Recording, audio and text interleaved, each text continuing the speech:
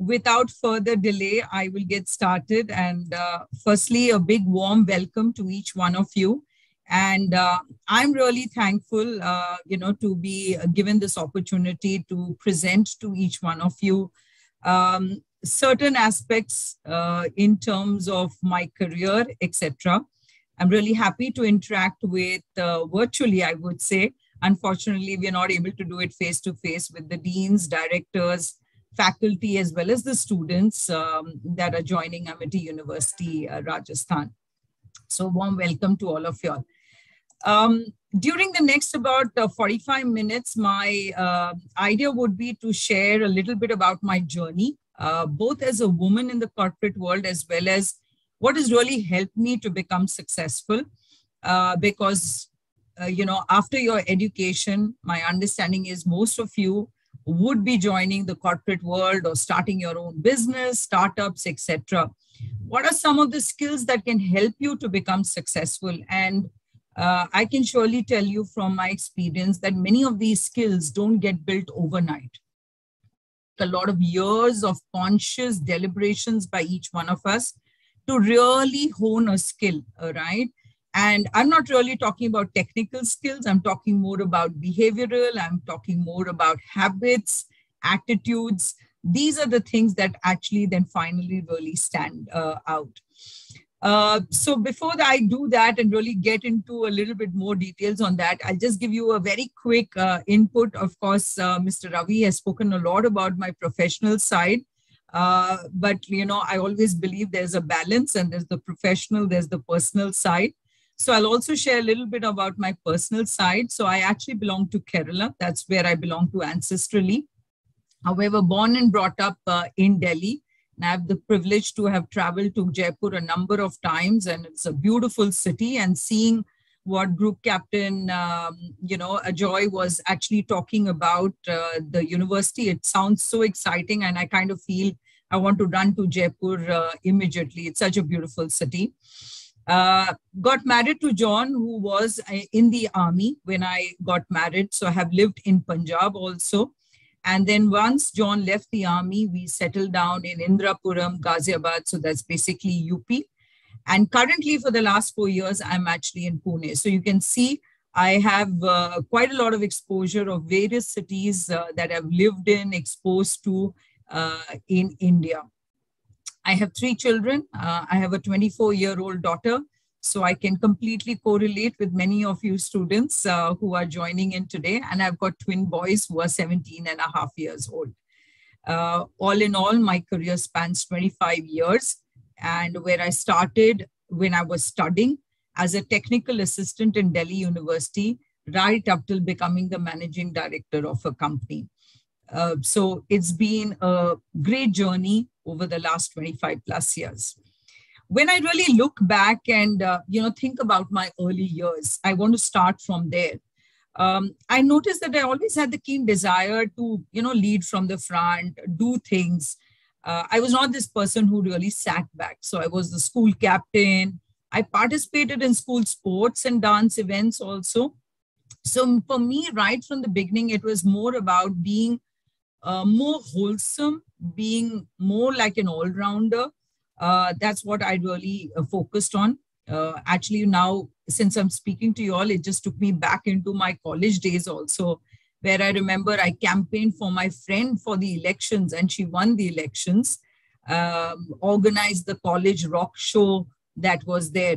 So actually, these experiences, besides the education, these experiences also teach you about yourself. They push some boundaries. They make you more confident because, hey, suppose suddenly you're campaigning for somebody, you're going and standing in front of a class full of strangers. It just gives you a lot of confidence. It makes you a better speaker, a better orator also. It gives you visibility. It gives you exposure. Many people get to know about you more from your overall personality perspective. So, as you enter college and as you enter the university, I think one of the things that I would like to share with you is, while, of course, education is very core, it's critical, always also expose yourself, be it to sports, be it to extracurricular activities. always focus on your overall development, your overall personality. In today's world, that is so critical as you enter the workforce into the corporate world. Last but not the least is, what can you do back for your own institute where you pass out from? For example, like in the third year, I organized the rock show. I did various things within the college. It's about also this early habit of gratitude and this early habit of how do you give back to society. Again, from Group Captain Ajoy's presentation, one of my other takeaways was, this beauty of how are you conserving energy, right? You're recycling water, you're conserving energy. So in a way, it's also about the institute giving back to where you live, the society around you, right? It's not that you use all the available resources and facilities and you don't make anything available for the rest of the community around you. So this is something that I will just share as my early, life, as well as some of the things that I picked up very, very early in my studying as a student and in my days at university. Switching gears now to, career, I would like to talk about, what has really helped me. And I want to share one thing with you, which is every part of your career is not really the same. The early days could be different. When you're in mid-management, it's different. You're expected to also be different in various ways, and I'll talk about how. And then when you go into senior leadership also, you suddenly need to switch gears, right? So I remember when I was in my early days, it was a lot of hard work. I was a go-getter right from the start. I was also very fast and very good. I focused on my communications. Of course, the surrounding and the environment in which I grew helped me with that. And one very, I think till today, I am happy that I have that habit, which is for me, the glass is always half full. And it's always about positivity. It's not about looking at all the negatives around you. So in my early days, whether I got more work to do, I was inundated with work, I never took it in a negative way. Rather, I always took it in a positive way, that because I'm good in my work, that's why more and more is coming to me. And in a way, indirectly, what ended up is I got more responsibilities, I got more learning, and I started, getting exposure even to areas that I was never part of my core work. Like, Professor Jane just now mentioned, this varied exposure basically came because of this early habit that I had, which is how can I grasp and learn more and more, right? And not be absolutely straitjacketed and box myself that I can only do this. And you know that as you move up the ladder, your responsibilities are more across the entire organization. It's not about one function that you need to know. You need to know about the entire organization. So how you get exposure to them in the early part of your life is so important, because somewhere or the other, it comes to your benefit later on. I'll also never forget one of the early learnings of my first boss, who said, Binu, you're very fast, but you make mistakes. And believe me, that day was a great learning for me. And I'm talking way back 1993. And till today, I remember this so vividly. And he was actually a professor. He was the professor of the botany department in Delhi University. And he said, and till today, I remember that whenever I do any task, how do I do it fast for sure, but how do I also do various checks and balances such that the work that I'm delivering is without mistakes and nobody can really find an error in that work. As I moved and became a first-time manager, the importance of data became very, very important and beneficial. And again, when you all are doing courses, numbers, data, I would always encourage you all to have a key eye for that, because again, in the corporate world, now is gone from that period of being subjective and emotional, and you have emotional conversations with your manager or with your peers or, even with your subordinates. It's all about being data driven. How are you being objective? How are you conveying a message in a very objective manner with the help of data? How do you make decisions with the help of data, right?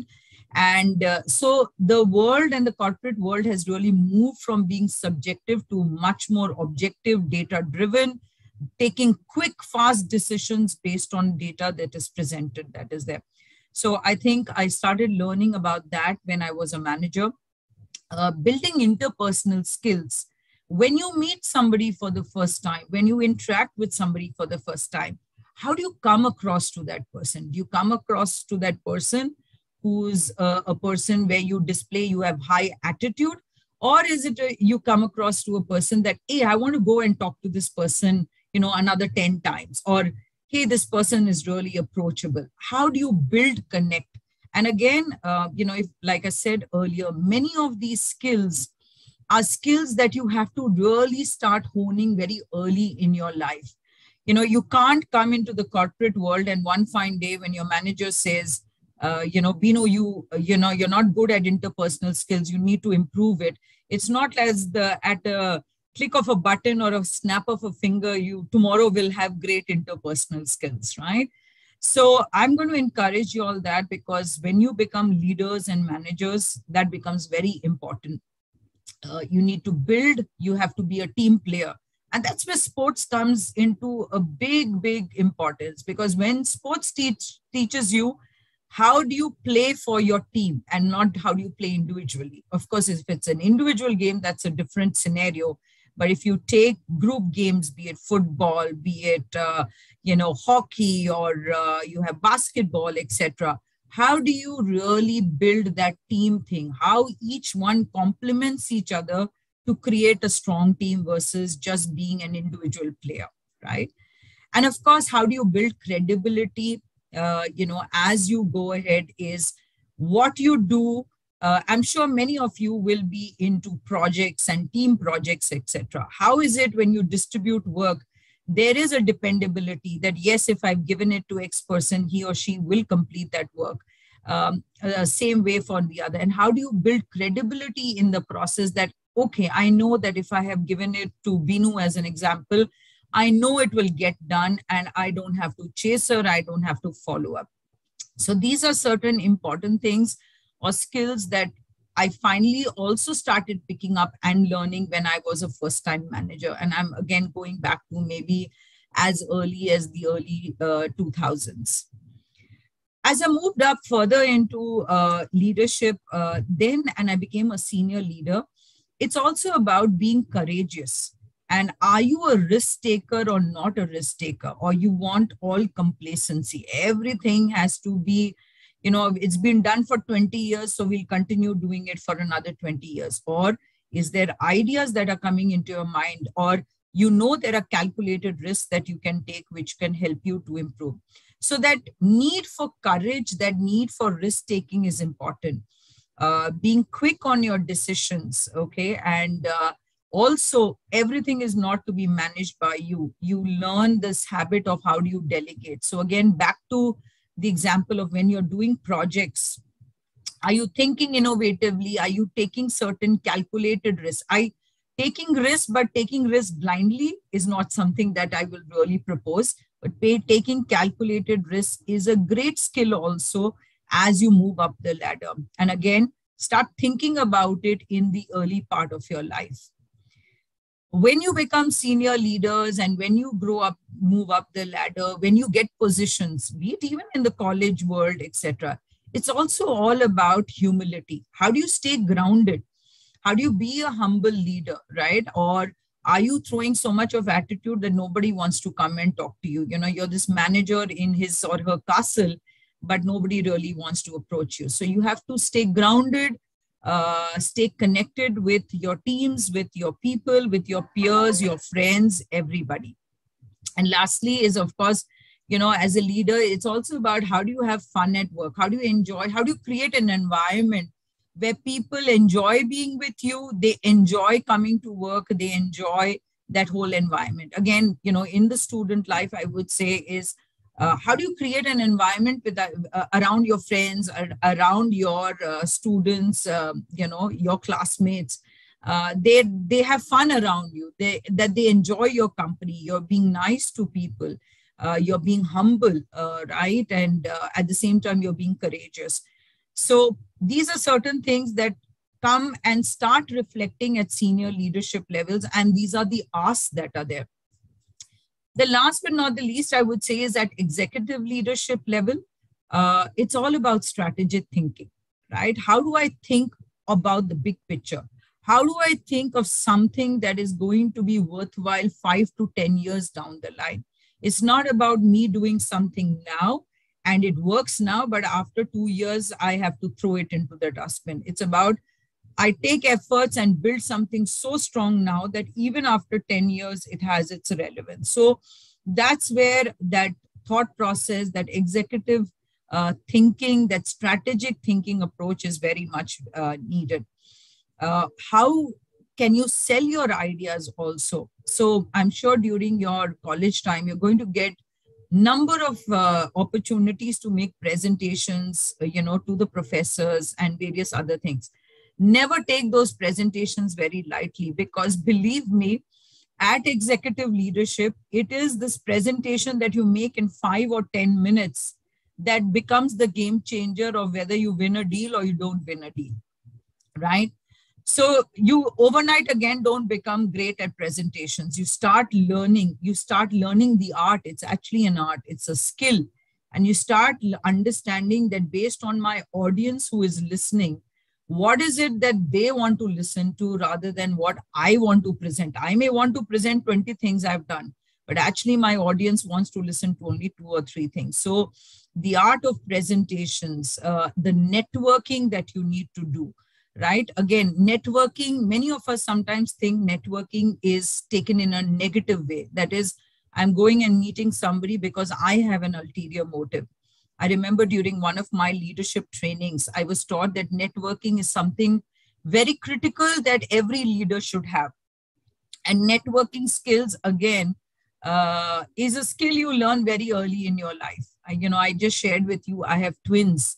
Oh my God, one of my sons, he's just fantastic on networking. On the other hand, my other son, not at all good at it, right? And I keep telling my other son, saying that, learn from him. See, it's such a positive skill you need to learn, because he's able to get certain things done because he has great connects and networks beyond the family and beyond things.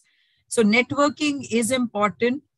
And last but not the least, we all think that it's only during our school or college days that we are learners. But believe me, one of the skills or one of the habits I have, let me put it that way, that has really helped me in my life has been that I've been a learner for life. Even today, when I learn something new in the office, I feel so excited because I feel there's been a valuable input to me today. It's not, as you move up the ladder, you become a senior person. It's not that you should stop learning. It's not that you've suddenly got to know everything. It's like every day, if you're able to learn and pick up something new, believe me, it just adds to your portfolio. It adds to yourself, right? And of course, there is also one aspect that I want to share.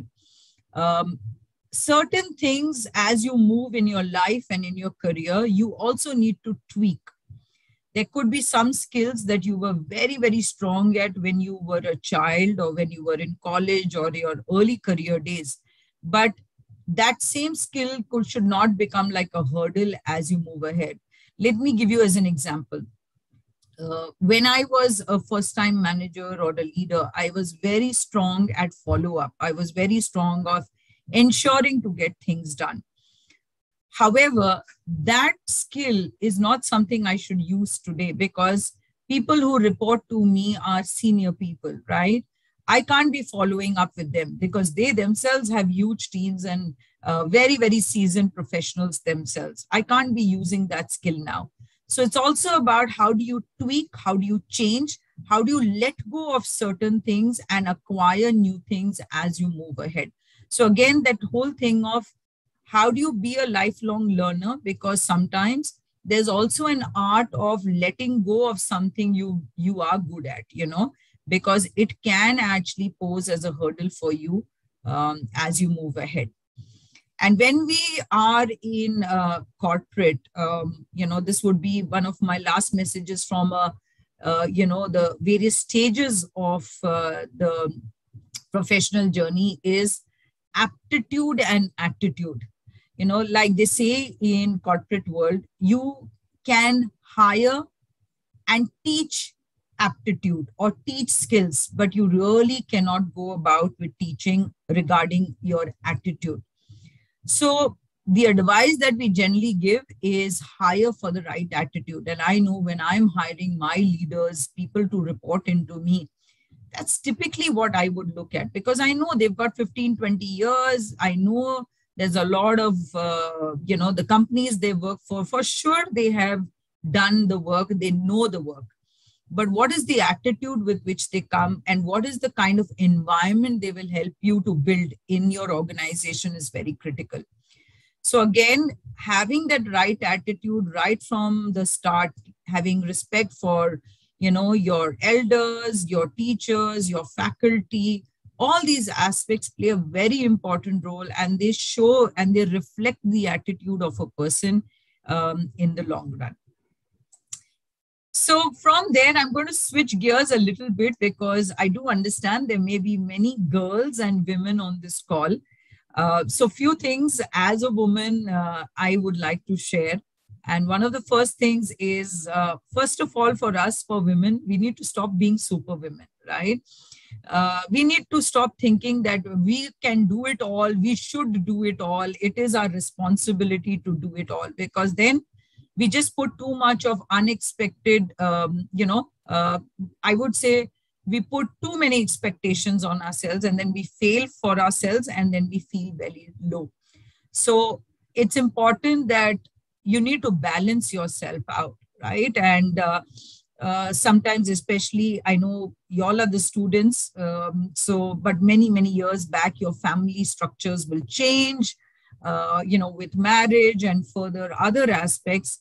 It's not about that you have to do everything. You can't be, like they say, the best wife, the best mother, the best cook, the best cleaner, you're the best worker. You're trying to do everything, and that's not possible. So my advice has always been to any person who has always approached me and, having something tough is, are you trying to be a superwoman, or are you trying to be a balanced, woman in your life? I would say many times I hear, I've had younger colleagues and subordinates in my team who sometimes will say, hey, I can't drive a car, I'll go bang it somewhere. So my question has always been, have you even accepted defeat before you even embarked on the journey, right? Of course, somebody will say, don't bang my car or don't go and hit it somewhere. But if you don't believe that you can drive the car, then no one else is going to believe in you. So I think what I'm trying to share with us is, how do you ensure to build that skills that you can do it, right?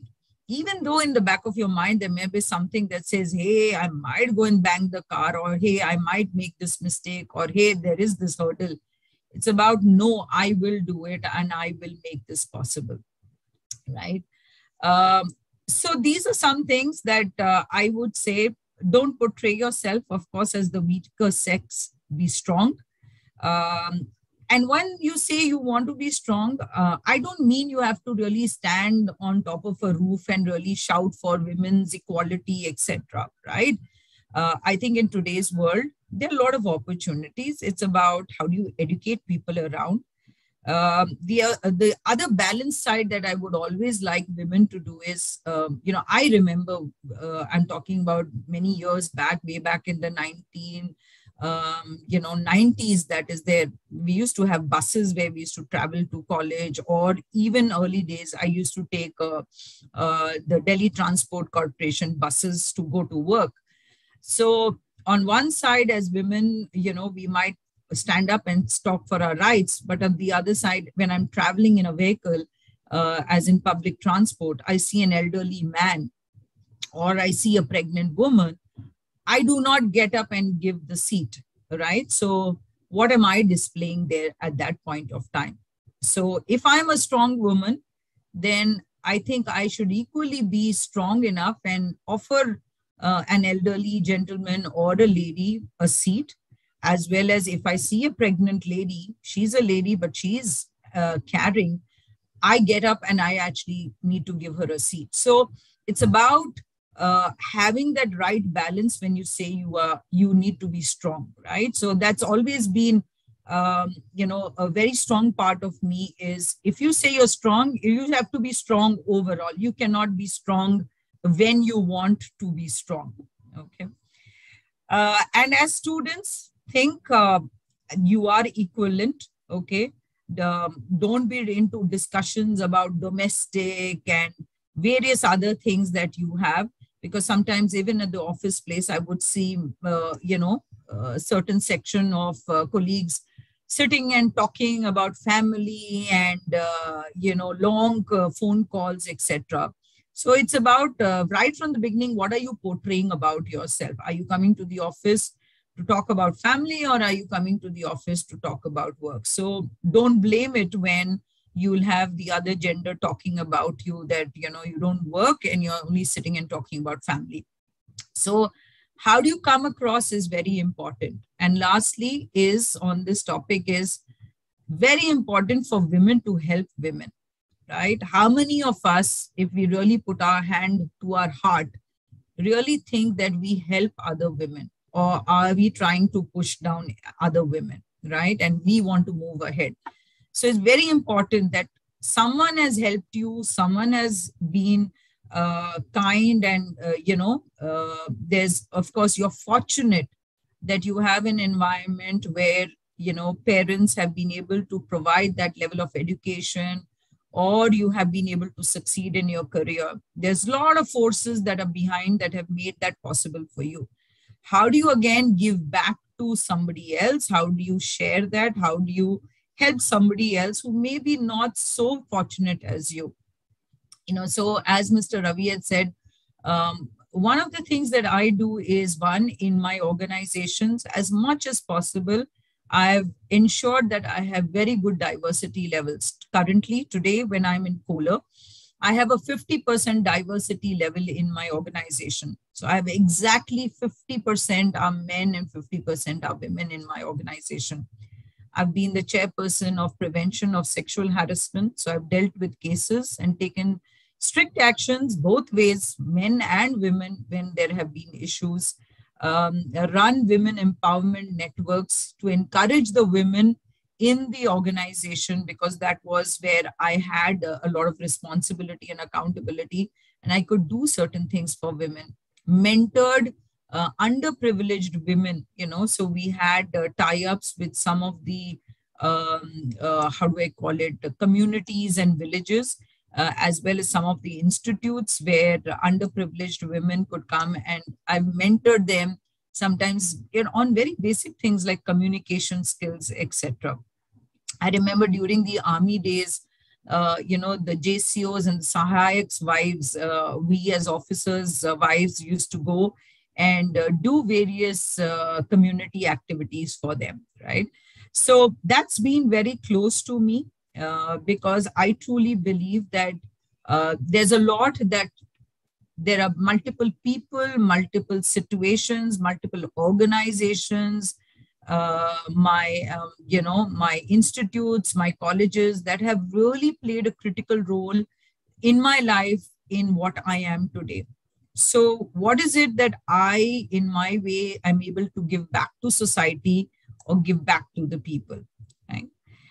So in conclusion, after taking you through my career journey and then, of course, talking to you about, a little bit about the women, I think in conclusion, what I really want to share is three things that really drive me, and they will continue to drive me in the future. One is believe in yourself. There will be multiple people around you who will say you're not good, you're not that capable, you can't do this, you can't do that. There will be hundreds of people, both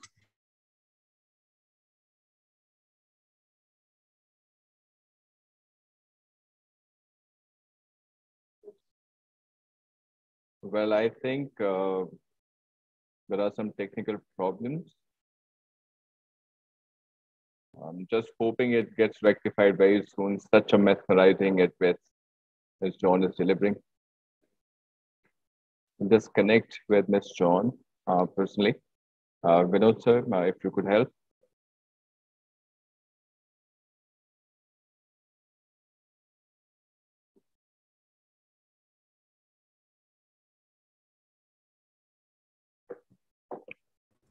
I think I got disconnected. Sorry, because of the network. Can you hear me now? Yes, absolutely, madam. And in fact, it was, a prayer, I think, of more than 600 audience desperately waiting for your entire address. Such a mesmerizing address. Now, Sure. please continue. Sorry about that.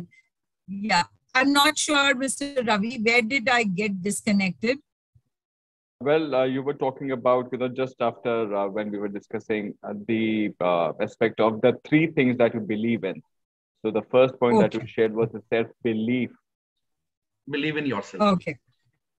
Perfect. Perfect. So thankfully, nothing much got disconnected. Sorry. Yeah. Thank you so much. So basically, what I was going to say was believe in yourself because, there will be multiple people around you who will say it's not possible. So I was giving an example of when I had my twins and everybody around me, including some of my family members, said, hey, it's impossible you're ever going to work. But one, I believed that I can do it. I believed that it's going to be tough, but I'm going to do it. And great support from my mother, who said that, so again, a woman helping another woman saying that, yes, you can do it and I will support you, right? So believe in yourself. The second is passion for whatever you do. Whatever you do it well. Again, I go back to my first boss who told me, Binu, you're fast, you're good, but you make a lot of mistakes. So that means I was not doing really a great job. So pick the job you really enjoy doing very well, do it well also, and do it to, your heart's content. And believe me, then a job never looks like a job. I don't think, honestly, in my career, of course, I've had, days which are low days or etc. But I don't remember really in my career that I've I walked into the office, or let's say now working from home, that I've said, oh my God, I have another day in office, because I enjoy working. I love the corporate world. So work doesn't feel like work to me, right? Likewise, if you're studying and you are an educationist, or you're in some of the other extended staff, etc., is how do you really enjoy? Because then it comes across to the other person. This person is working because he or she enjoys what she is doing, and not coming just, as they say, like a tick in the box. So have passion to whatever you do. And lastly is the choices you make in your life are the ones that define you. So I shared with you, for me, the life has always been more like the glass is always full. I've looked at life more positively, right? So when the odds are against you, do you curl up and do you say that I'm defeated? Or do you stand up to say, I'm going to fight this out and I'm going to face the tough times and I'm going to come out as a winner, right?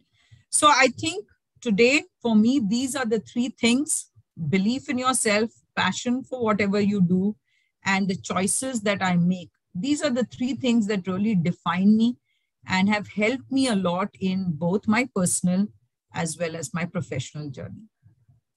With that, a big thank you to each one of you for listening in to me very patiently.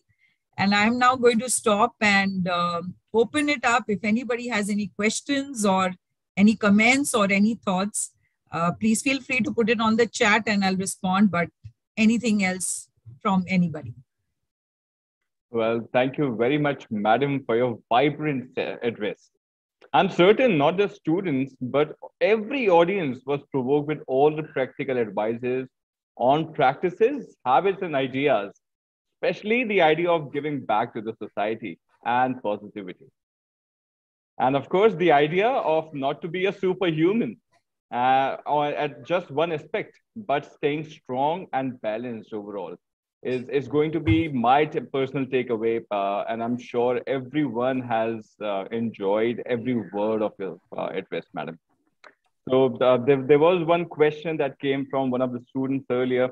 I'm sure when they are in the beginning stage of their professional journey, everyone is confused. They've been listening to many people. So let's hear, let them have an insight from you, ma'am, about going individually fast with their task orientation or getting involved into the group tasks straight away is one question that I'm sure many students are asking, and what can benefit them into their professional progress. Okay. So, Mr. Ravi, just to understand the question clearly, is the question about being an individual versus being a group player? What is the question really exactly. around? Is that what question. it is? Okay.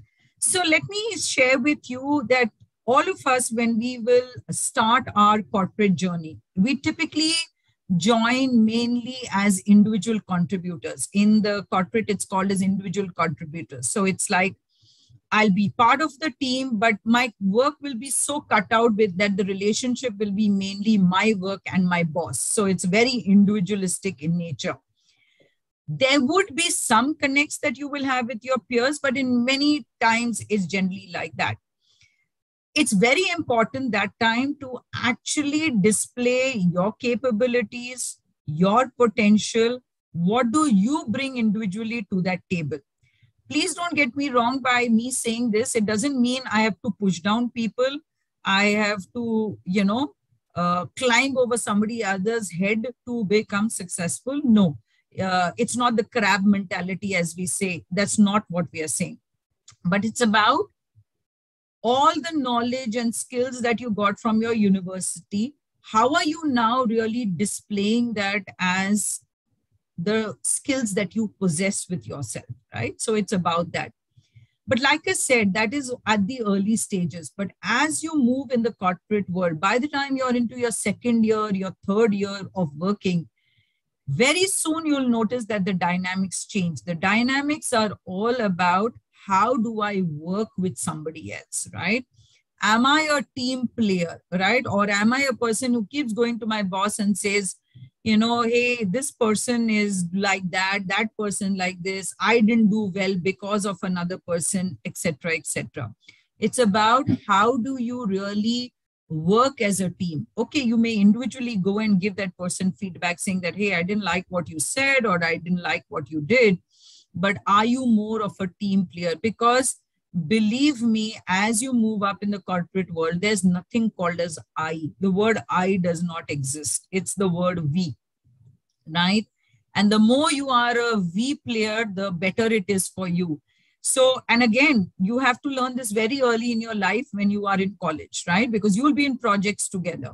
And when you are doing projects and assignments together, you can't be running to your professor, sir, I didn't do well because of X and Y and Z, person.